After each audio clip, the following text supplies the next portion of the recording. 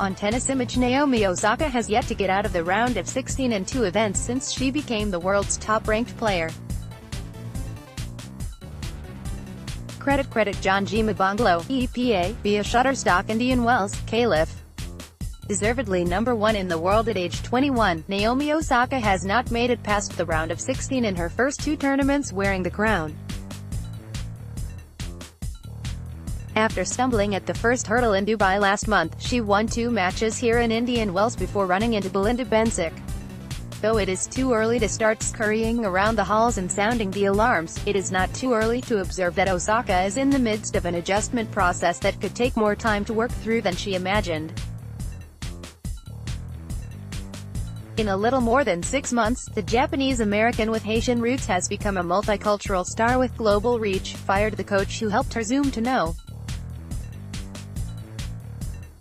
Won by winning 2 Grand Slam singles titles in a row, and hired a new coach who had yet to be a head coach at this level.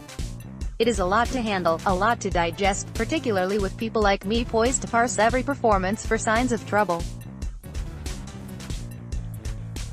Bencic gave her plenty to digest, beating Osaka at her own game on Tuesday by taking time and the initiative away as she ended Osaka's title defense in just 66 minutes in the round of 16 by the no-argument score of 6-3, 6-1. Naomi was rushed and didn't have time to dictate, said Chris Evert, an 18-time Grand Slam singles champion.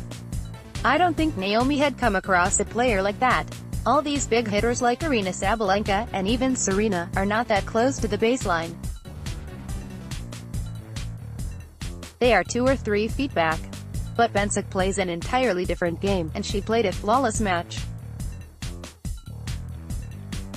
She's back, very back. The proof is in her 11-match winning streak, which includes a title in Dubai and 5 victories over top 10 players. Born in 1997, the same year as Osaka, Bencic has the skills to challenge her often in the seasons to come if she can keep her head and health together.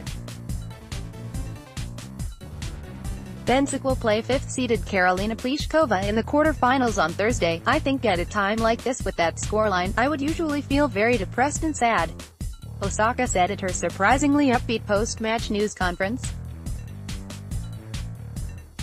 But I feel pretty good right now, because I think given the circumstances I tried my best, and I don't really have any regrets.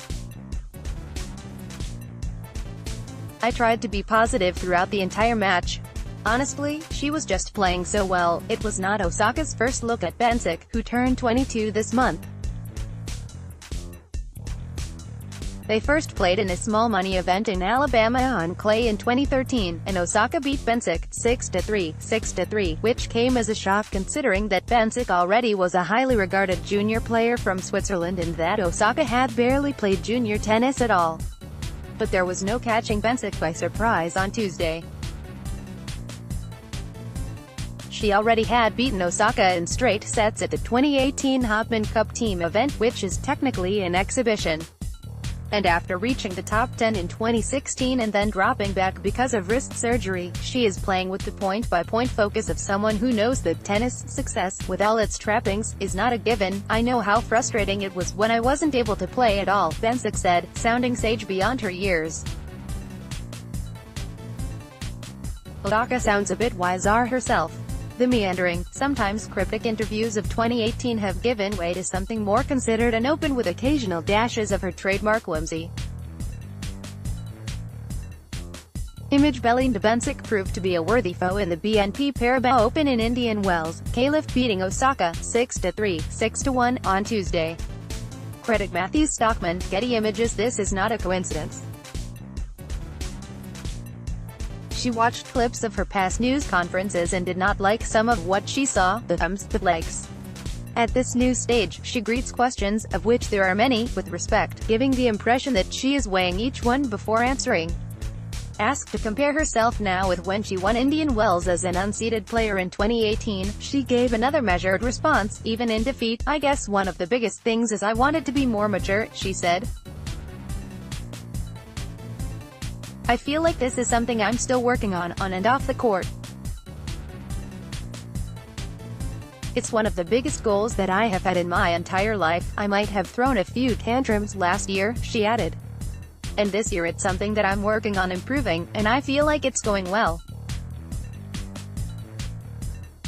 I think I'm just more confident in myself. Dismissing Sasha Bajan, her silken-voiced German coach, was certainly a bold move. Under his guidance, she defeated Serena Williams, Bajan's former employer, twice in 2018, once in the first round in Miami and once under much more duress in the United States Open final. With Bajan still by her side, but apparently no longer in her confidence, Osaka fought through another rough-and-tumble draw to win the Australian Open in January.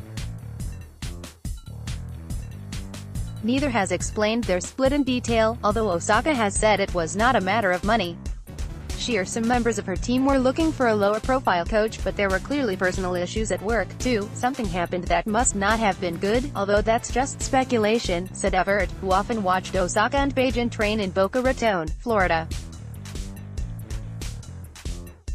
They were laughing and having fun practices and teasing each other, and it was great. And then just before the Australian and after the Australian, it was tense. Bajan is gone now, replaced by Jane Jenkins, a former standout at Clemson University who spent several years as the main hitting partner for Venus Williams, who dismissed her coach, David Witt, and Jenkins in the off-season.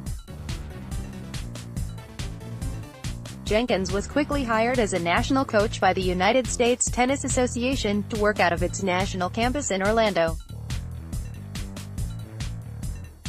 He was just settling in when he got a text message from Osaka's agent, Stuart Duguid, inquiring about his availability. I had a great new gig at the USTA, and I was doing my expense report and I get that text message, Jenkins said with a chuckle this week.